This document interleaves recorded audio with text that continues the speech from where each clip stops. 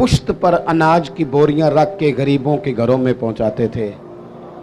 शहजादे आप कहाँ होते थे? बूढ़ा बाप जो जाता था तो आप क्यों नहीं जाते थे? तो कहते थे मैं तो रो के मिन्नत करता था कि ऐ शेर खुदा अलीउल मुर्तज़ा के पोते मुझे दे दो, ऐ सैयदा पाक के पोते मुझे दे दो, मैं दे आता हूँ। तो फरमाते थे दे तो दूँ, भेज तो दूँ, तबीयत तो इजाज़त नहीं देती, पर डरता हूँ कि जब तुम्हें भेजूंगा तो फिर उस गरीब का नाम भी तो बताना पड़ेगा ना, किसके घर भेजना है। पर्दा उसका बना हुआ है, पर्दा अखां जदों मीटियां जमाना मैनू रोवेगा, अपना ते अपना बेगाना मैनू रोवेगा। जदों ना मैं दिसिया मैं खारा नू मैखाने विच, तुसी वेखना जाम टुट जाणगे ते मैखाना मैनू रोवेगा। कई लुक लुक रोणगे ते कई बुक बुक रोणगे, गलियां दा याना ते सियाना मैनू रोवेगा। ओ भाइयों, जब आप बेलौस हो जाते, जब आप प्यार करते हैं, जब आप थोड़े पर भी किसी से मोहब्बत करने लगते हैं, अल्लाह आपके दिल को करार देता है, आप सुकून। देखो ना, 3 दिन हुए थे हजरत सिद्दीक अकबर के विसाल को, तो हजरत उमर फारूक फरमाते हैं जख्म अभी ताज़ा भी था, गहरा भी था। मैं असर की नमाज पढ़ा के ना तो बाहर मस्जिद शरीफ में बैठा था, 2-3 छोटी छोटी बच्चियां सादे से कपड़े, सादा सा लिबास मस्जिद में आई और तोतला लबो लहजा, चाचा आप खलीफा बने? कहा हाँ बेटा मेरी ड्यूटी लगी है। तो कहा आप हमारे साथ चलेंगे? पुत्र कहाँ जाना है? तो बच्चियां कहने लगी हम यतीम बहनें हैं, हमारा भाई कोई नहीं, 5-6 बहनें हैं, वालिद इंतकाल कर गए, हमारे घर में बकरियां हैं। अबू बकर सिद्दीक रोज असर के बाद हमारे घर आते थे, बकरियों का दूध धो के हमें दे जाते थे, कुछ हम बेच लेती थी, कुछ पी लेती थी। चचा 3 दिन हो गए, अम्मा भी रोती है, बहनें भी रोती हैं, कोई नहीं घर में काम करने वाला। मैं उस आदमी की बात सुना रहा हूँ जो लाखों मुरब्बा मील के हुक्मरान थे, मैं काउंसलर की बात नहीं कर रहा, उस एमपीए की बात नहीं कर रहा जो आपको सब्ज बाग दिखा के गया तो पलट के आया नहीं। फरमाते हैं कि चलेंगे आप? तो हजरत सैयदना उमर फारूक रदी अल्लाह ताला अन्हु कहते हैं मैं इतना रोया कि मेरी दाढ़ी आंसुओं से भर गई। मैं उठा, चलो पुत्र चलता हूं। आगे आगे वो बच्चियां और पीछे पीछे मैं। रस्ते में एक सहाबी मिले, ए अमीरुल मोमिनीन रोते हुए कहाँ तशरीफ ले जा रहे हैं?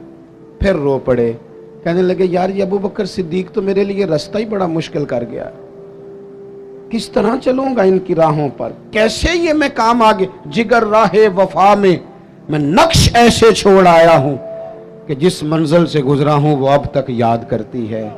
ओ यारो, हैं ना कुछ अभी भी लोग, कुछ लोग अभी भी हैं जो शाम को इंतजार करते हैं, शाम को, अल्लाह खुश रखे, सुने जी, शाम को इंतजार करते हैं कि अगर कहीं से दवा के पैसे आ जाएं तो अम्मा को दवा ले दूं।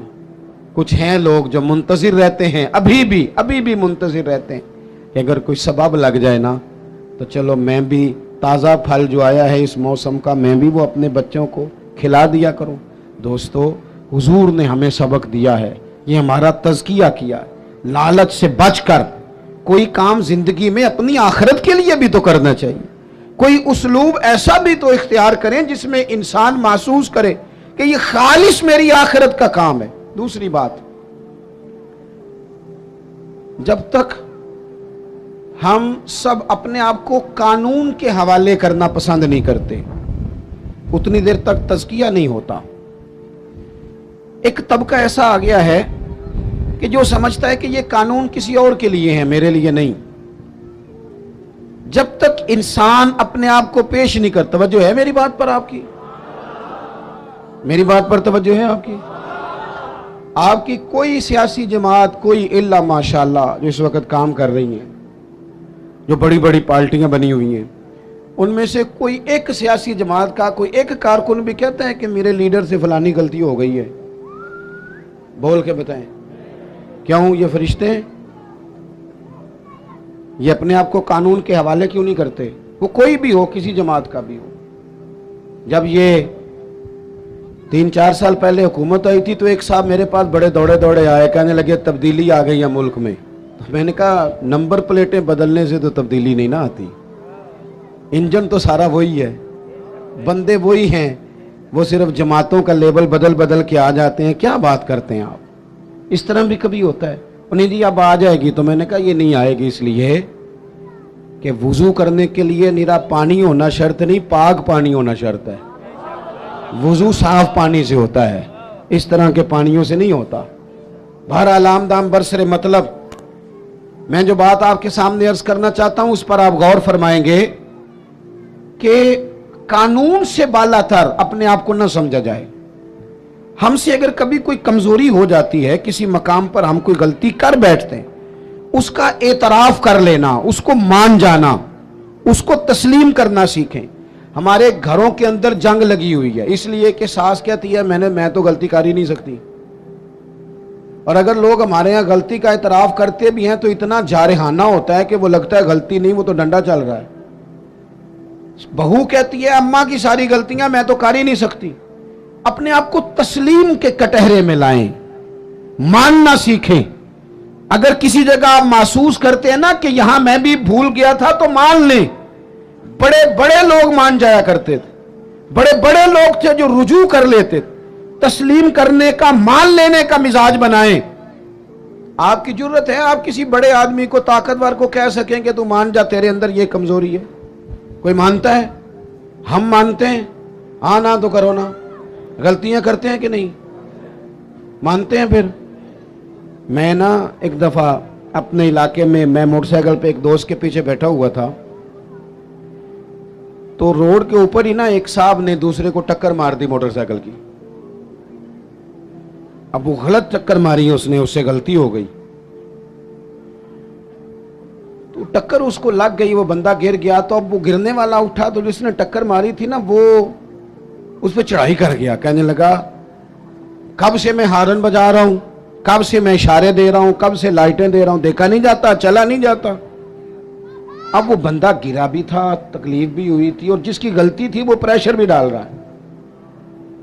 تھوڑی دیر کے بعد وہ رخصت ہو گیا۔ میں جب تک قریب چلا گیا، چند سیکنڈ لگے، وہ بندہ بیچارہ گرا تھا، اٹھ کے چلا گیا۔ میں نے قریب جا کے وہ ٹکر مارنے والے سے کہا، میں نے کہا غلطی بھی تیری تھی، میں دیکھ رہا ہوں پیچھے پیچھے ہم بھی آ رہے ہیں، اور چڑھائی بھی تو کر گیا ہے۔ تو یہ تربیت ہے آج کل جو قوموں کی اور نوجوانوں کی ہو رہی ہے۔ وہ کیا کہتا ہے؟ وہ کہتے ہیں پیر صاحب تسی بھی تکدے سو پہ۔ میں نے کہا پیچھے ہی تھا۔ کہنے لگے گل تو اڈی ٹھیک ہے، غلطی میری سی، پر جے میں نہ چڑھائی کرتا تھے انہیں کر جانی سی۔ یہ مزاج ہے، یہ ہنسنے والی نہیں تو رونے والی بات ہے۔ جب قوموں کی تربیت اس طرح کی ہونا کہ ماننا نہیں، چڑھائی کرنی ہے، غلط بھی ہے تو چڑھائی کرنی ہے، جھوٹے بھی ہیں تو چڑھائی کرنی، دھونس اور دھاندلی کے ساتھ، روب کے ساتھ بات منوانی، پھر قوموں کی تربیت نہیں ہوتی۔ رسول پاک صلی اللہ تعالی علیہ وآلہ وسلم نے اپنے صحابہ کو جو مزاج دیا ہے، سکون کس چیز میں ہے کہ انسان اپنے آپ کو پیش کر دے۔ پتہ ہے کیمرے لگانوں سے جرم نہیں ختم ہوتے۔ اگر کوئی جرم سے آشنا ہو جائے نا، میں نے کرنا نہیں، پھر ختم ہوتا ہے۔ میں آپ کو ایک مثال دیتا ہوں اگر آپ کی سمجھ میں بات آ جائے تو۔ گوشت کسی نے آپ کو کھانے کو دیا اور آپ کھا رہے تھے، دو چار لقمے آپ نے کھائے، بڑا مزہ آیا، پھر کسی نے نا بڑا مزہ آیا، لذیذ لگا آپ کو کھانا، پھر کسی نے کان میں کہہ دیا یہ صدقے کا ہے۔ میری طرف دیکھو، منہ میں ذائقہ بدل جاتا ہے کہ نہیں؟ کیا ہوا ہے؟ مسالے بدل گئے؟ چلیں اس سے بھی آگے کی بات کرتے ہیں۔ کسی نے آپ کے کان میں کہہ دیا کہ یہ تو جانور بیمار تھا یا ذبح ہی نہیں ہوا تھا، حرام کھا رہے ہیں آپ، تو الٹیاں شروع ہو جاتی ہیں کہ نہیں؟ بولیں کیوں؟ اس لیے کہ آپ کا ذہن بن گیا ہے کہ حرام میرے لیے ٹھیک ہے، پر شرط ہے نا، میرا گوشت ہی حرام ہو تو الٹی نہیں آنی چاہیے، 50 لاکھ بھی حرام آئے تو پھر بھی الٹی آنی چاہیے۔ ہم نے نا کچھ چیزوں کے لیے اپنا ذہن بنایا ہے کہ حرام کھانا نہیں۔ تو اگر حرام، وہ ایک دوست ہمارے بات سنانے لگے، کہنے لگے ایک آدمی کو نا ایک مہنگا سا جوتا پڑا ہوا گلی میں مل گیا، پر 1 پاؤں ملا، تو وہ ڈھونڈنے لگ گیا کس کا ہے، کس کا ہے، کس کا ہے، کس کا ہے، ڈھونڈنے لگ گیا۔ تھوڑی دیر آگے جا کے نا، 2 دوسرا پیر بھی مل گیا، پر اس نے بندہ ڈھونڈنا بند کر دیا۔ پھر وہ گھر لے آیا. اب پورا ہو گیا نا. اس طرح کا تقوی نہیں. آپ وہ شریعت کے ہر حرام کو حرام سمجھیں.